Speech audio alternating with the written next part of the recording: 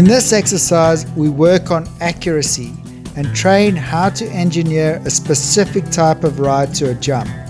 By that I mean either a forward ride or a waiting ride, both of which are important in show jumping. It can be very helpful if you can choose the type of ride you'd like to have to a jump. We also train getting your horse's canter balanced and under control quickly after you land over a jump. And then we finish off with an 11 jump track that would be great preparation before a show, or just excellent practice at jumping tracks, which is pretty much what show jumping is all about.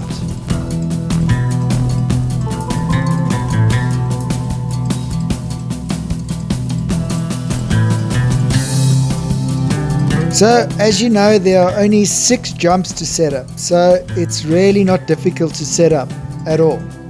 You have to set up in a specific order though, because there's a jump that's related to 2 jumps. So you can't just willy-nilly set it up because you won't get the related distances right. So be sure to watch the setup chapter before you build this exercise at home. Okay, so let's start off with this line going diagonally across your arena. It's an oxer to a double combination or a double combination to an oxer. You jump it both ways, so make sure the jumps are set up so that you can jump them both ways. So it's a 1 stride combination and it walks a standard 8 paces for the 1 stride. And then the other line rides down on 4 strides, so that walks 20 paces for the 4 strides. Then you set up this vertical 28 paces away on a curve from this oxer at an angle like this. So it walks 28 paces on the curve, which means the related distance rides down on 6 strides.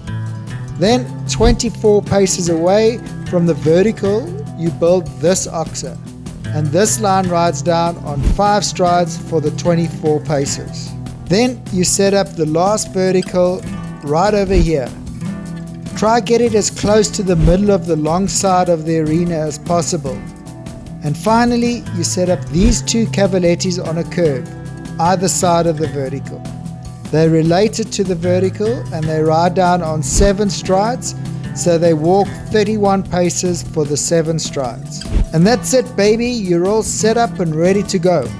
Don't forget there's a link to a JPEG of the course plan in the description below, so it's easy for you to set up off your phone.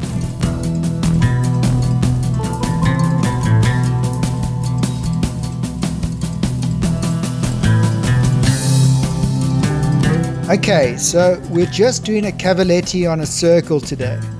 Now this may appear fairly simple, and it can be quite simple, but you can also make it fairly complex if you want, and that's what we're going to be doing today.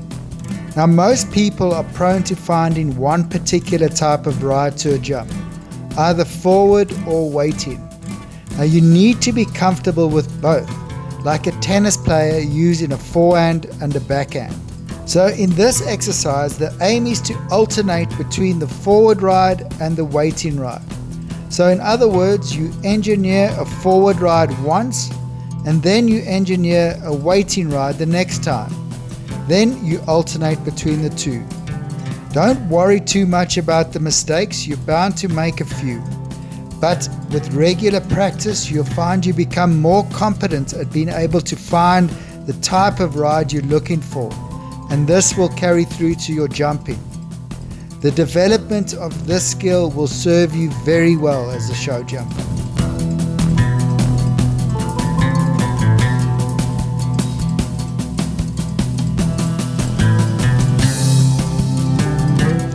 So in this little exercise, you ride from the cavaletti to the vertical on 7 strides on the curve. Then to the second cavaletti, also on a curve on 7 strides. And as always, start off really small and only go big or bigger once you're doing it comfortably. Remember, when you're doing it small, the related distance will ride a little longer, so go on a more direct line until you put it up. So from the first cavaletti to the vertical is just really good practice for riding a related distance on a curve. You can practice with playing with the line you take to get your distance to the vertical just right. I prefer taking a slight inside line to the vertical so I could get a quieter ride to it. Then from the vertical to the second cavaletti, it's all about getting your horse balanced and under control so you can set him up for the second cavaletti. I found the second part to be slightly more challenging than the first part. It's a good test of your horse's balance and obedience. When you're doing this well, you'll find you'll have more control of your horse between jumps, and you'll find it easier to be accurate when you're riding around a track.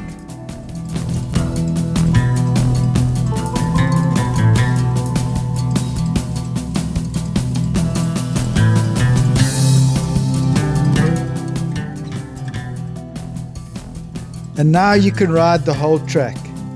Don't forget to check the pressure points chapter out after this, just so you've got a heads up of any difficult areas that may catch you by surprise.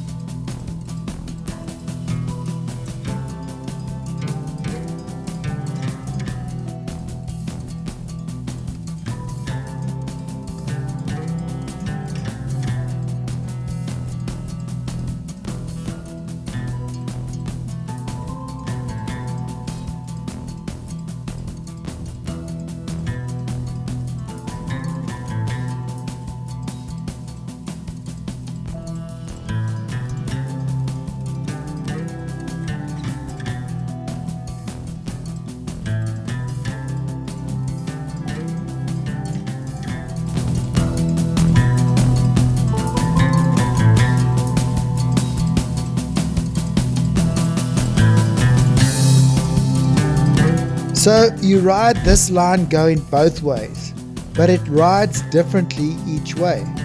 The first way, because you're coming out of a tight corner to the line, has the potential to ride a little long, because there's a chance you'll get a quiet ride to the oxer.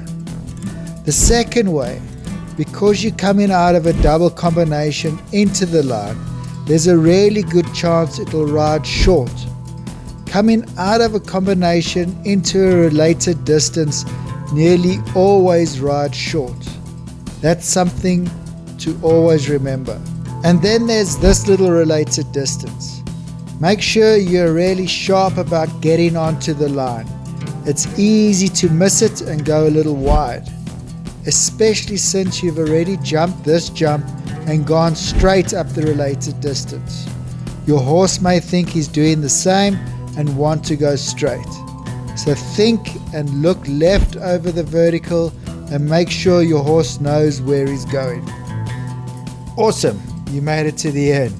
So you're the type of person that'll really enjoy this channel. So if you haven't subscribed yet, hit the subscribe button and I'll keep the videos coming.